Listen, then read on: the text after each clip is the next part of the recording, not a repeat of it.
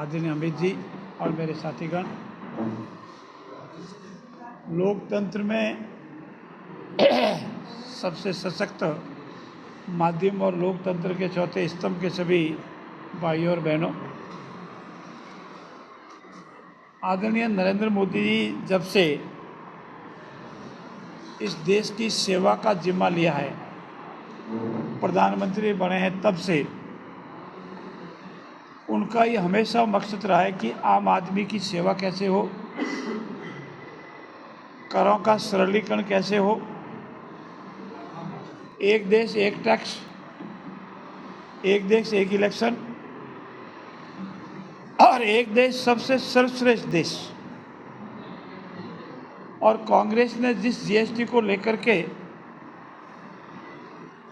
अनेक बार लटकाए रखा, भटकाए रखा, परंतु यशस्वी विश्व के सम्मानीय नेता आदरणीय नरेंद्र मोदी जी ने इसे चैलेंज के रूप में लिया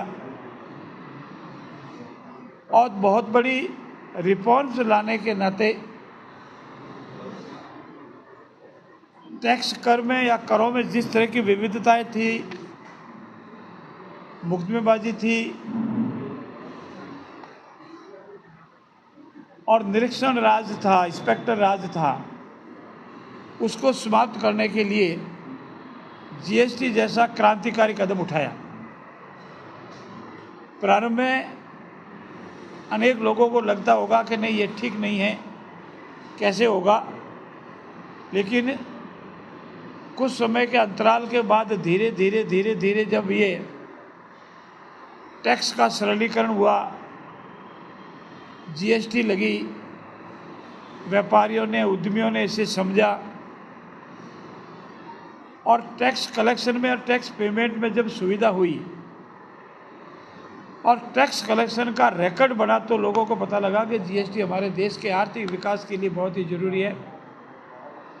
अनेक प्रकार की जो स्टेटों को टैक्स लगाने का अधिकार था, टैक्स लगाते थे, विविधताएं होती थी, मुकदमेबाजी होती थी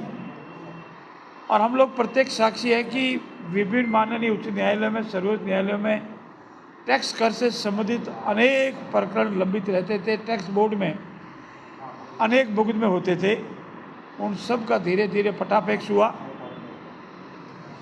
और इतनी बड़ी राशि जीएसटी टैक्स के मार्फत प्राप्त होने लगी जिससे प्रदेशों को भी अपना हिस्सा मिला और उसके कारण प्रदेशों की आर्थिक स्थिति में भी सुधार हुआ। जीएसटी काउंसिल की अनेक बैठकें हुई और अभी जो आखिरी जीएसटी काउंसिल की बैठक हुई, उसमें यशस्वी प्रधानमंत्री का 15 अगस्त के दिन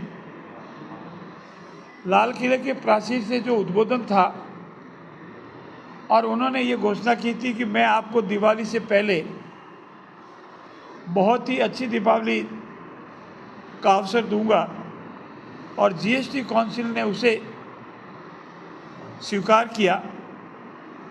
अपने पुराने अनुभवों के आधार पर जीएसटी काउंसिल के माननीय सभी सदस्यों की सहमति से और इसमें टैक्स पेमेंट में जो एक्सपर्ट है, टैक्स प्रैक्टिस जो करते हैं, जो हमारे उद्यमी व्यापारी भाई है, उन सब से सलाह मशवरा के उपरांत टैक्स का जो 5 का स्लैब था, 4 का स्लैब था, उसको घटा करके 2 का किया और एक टैक्स स्लैब 40% का रखा, वो ऐसे लग्जरी आइटम पर जिसकी कानून में प्रतिबद्धता है और वो हमारे शरीर को नुकसान करता है। बाकी सभी टैक्स स्लैब 5 या 18 का कर दिया और दिन रात हमारे उपयोग में जो वस्तुएं आने वाली हैं, हमारे जीवन के दौरान अगर हमारे शरीर में कोई व्याधि आ जावे और उसमें हम दवाइयाँ और उपकरणों की जरूरत पड़े मेडिकल साइंस में, तो उसके संबंध में हो, किसान हो, घर में काम करने वाले घरेलू महिला हो, माँ हो, बहन हो, छोटे छोटे व्यापारी हो, उन सब को राहत देते हुए आइदर 5 के स्लैब में, 5% के स्लैब में या 18% के स्लैब में इन वस्तुओं को किया जिनका आपको विधिवत जानकारी है और आपने स्वयं ने अनेक बार प्रिंट मीडिया ने अपने अखबारों में और इलेक्ट्रॉनिक मीडिया ने अपने प्रचारण में इसको उल्लेखित किया है। लेकिन आप इसमें विशेषता ये देखेंगे, जो आवश्यक वस्तुएं हैं, दिन प्रतिदिन उपयोग में आने वाली है, सामान्य परिवार के लिए, माँ बहन के घर में काम करने वाले के लिए, उनको करों से मुक्त भी कर दिया। और ऐसा क्रांतिकारी कदम पहली बार उठाया गया है और इससे पूरे देश में दिवाली से पहले एक बहुत बड़ी दिवाली आई है और बहुत बड़ा तबका हमारे 1 अरब 40 करोड़ देश में, 140 करोड़ के देश में, जो इससे संबंधित भी है, जो टैक्स पेमेंट भी करते हैं, नहीं भी करते हैं, सबको इसका फ़ायदा हुआ है। और इस फायदे में हमारी जो इकोनॉमिक ग्रोथ है, उस ग्रोथ भी आगे बढ़ी है। और ये पहला हिंदुस्तान है आज़ादी के बाद जिसकी महंगाई दर घट कर के बहुत ही सामान्य स्तर पर आ गई है। हमारी जीडीपी बढ़ी है और हमारे देश का जो आर्थिक ग्रोथ है, हम विश्व में सभी इकोनॉमिस्ट हैं, इसमें एक्सपर्ट है, जो बड़े बड़े विकसित देश हैं, उनकी आर्थिक हालात में वो सुधार नहीं हुआ जो हिंदुस्तान में हुआ है। बड़े बड़े देश, चाहे अमेरिका गिन लो, फ्रांस गिन लो, जर्मनी, जापान गिन लो, चाइना गिन लो, उनकी इकोनॉमिक ग्रोथ और हमारे इकोनॉमिक ग्रोथ में आप कंपेयर करेंगे तो आप पाएंगे कि हिंदुस्तान की धीरे धीरे इकोनॉमिक ग्रोथ बहुत ही स्ट्रांग हो रही है। और विकसित राष्ट्रों की श्रेणी में आज हिंदुस्तान 5वें नंबर पर है। जो कभी हमारे आदरणीय नरेंद्र मोदी जी ने जब ये दायित्व संभाला था, उनको सेवा का अवसर मिला था और प्रधानमंत्री के रूप में शपथ ली थी, जो 11वें 14वें स्थान पर थे, आज हम 5वें स्थान पर आ गए, अब 4थे स्थान पर आ गए हैं। और हमारा संकल्प है कि विकसित भारत की परिकल्पना जब पूरी होगी, हमारा अमृत काल 2047 में जब पूरा होगा, तो विश्व की सर्वश्रेष्ठ अर्थव्यवस्थाओं वाले देश में हम तीसरे, और प्रभु से प्रार्थना करता हूं कि उससे भी अधिक आर्थिक व्यवस्था वाला हमारा हिंदुस्तान बनेगा, जिस पे हम सबको गर्व होगा। मित्रों, ये टैक्स रिफॉर्म आम आदमी के लिए होता है और सरकार के लिए भी होता है। इसी टैक्स रिफॉर्म के आधार पर सरकार को आमदनी होती है और सरकार जो सर्विसें प्रोवाइड करती है, बिजली, पानी, सड़क, अस्पताल, स्कूल, वो इस टैक्स से प्राप्त राशि की खर्च कर हमारी सेवाएं हमको प्रदान करती है। मेरा ये मानना है कि टैक्स रिफॉर्म में अगर कोई ऐतिहासिक परिवर्तन आम जन के हित में, जिसको हम रोटी, कपड़ा और मकान कहते हैं, रोटी, कपड़ा और मकान को प्रोवाइड करने के लिए अगर किसी ने आज रिफॉर्म किया है, बड़े बड़े उद्योगपति, बड़े बड़े इकोनॉमिस्ट हमारे जनप्रतिनिधि रहे होंगे, माननीय प्रधानमंत्री रहे होंगे, लेकिन इतना बड़ा इकोनॉमिक रिफॉर्म्स टैक्स स्लैब में और टैक्स के सरलीकरण में,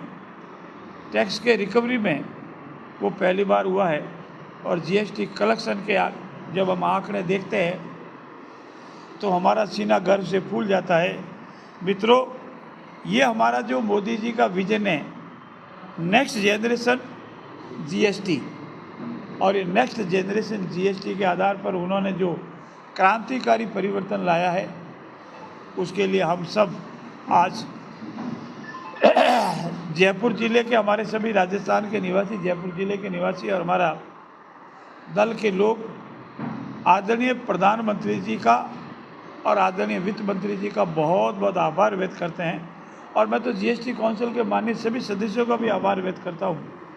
कि उन्होंने इस क्रांतिकारी रिफॉर्म में अपना सहयोग दिया। मित्रों, इतना ही नहीं, ये विलासयात्री को सीटों पर टैक्स लगाना और आम उपयोगी चीज़ों पर टैक्स खत्म करना, ये दर्शाता है कि हमारे प्रधानमंत्री जी का विजन क्या है। वो टैक्स उस पर भी कम कर सकते थे, 5 का स्लैब सभी वस्तुओं पर रख सकते थे, लेकिन जो आम उपयोग में घरेलू चीज़ें कमाती दवाइयाँ हैं, उपकरण हैं, उनमें टैक्स से मुक्त किया। और जो सामान्य परिवार जो वस्तुएं उपयोग में लेते हैं उनका 5%, और जो अधिक विलासिता की जिसकी वाला है उसमें 18%, और जो जन उपयोगी नहीं है, शरीर को नुकसान करती है, सरकार जिन वस्तुओं को प्रतिबंध करती है उन पर 40% का टैक्स लगाकर उन्होंने अपने विजन को स्पष्ट कर दिया है। मैं पुनः आपकी ओर से उनका बहुत बहुत आभार व्यक्त करता हूँ, धन्यवाद भी देता हूँ, और ये निवेदन भी करता हूँ कि इस टैक्स से बाद, इस टैक्स स्लैब के बाद एक क्रांतिकारी कदम हमारी इकोनॉमी में आएगा, और उसका परिणाम आने वाली दीपावली के बाद जब ये धीरे धीरे समय ज्यों गुजरेगा त्यों त्यों इसका फायदा आम जन को मिलेगा। धन्यवाद। सर, आप जीएसटी के फायदे के नारे लाभार्थी उनको दवाएं नहीं मिल पा रही हैं, दुकानदार ये कह रहे हैं कि हमको सरकार से पेमेंट नहीं मिल रहा, हमारा बिल अटका पड़ा हुआ है, वो लोगों को दवाएं दे नहीं रहे हैं। 40 लाख लोग प्रभावित हैं। 2021 जो बदलाव किया गया था। आपका कथन उस हद तक सही है, लेकिन इसमें जो सुधार हुए हैं, हमारे हेल्थ मिनिस्टर ने इस पर जो अभी 5-7 दिन पहले, उससे 1-2 दिन ज़्यादा आगे उसने जो स्टेटमेंट दिया, जो आंकड़े दिए, इसमें मात्र उन अस्पतालों के जिनका विवाद है या जिनका कोई डिस्प्यूट है, जिनके ऊपर आरोप है, बकाया सारे का पेमेंट हो रहा है। अगर इसमें कोई डिफ़िकल्टी है तो भी हम इसका दिखवा करके जो वाजिब भुगतान है ये आरटीएस हमारा चले, आम आदमी को इसका फ़ायदा मिले, इस पर हमारा संकल्प है, कमिटमेंट है, और इसको पूरा करेंगे।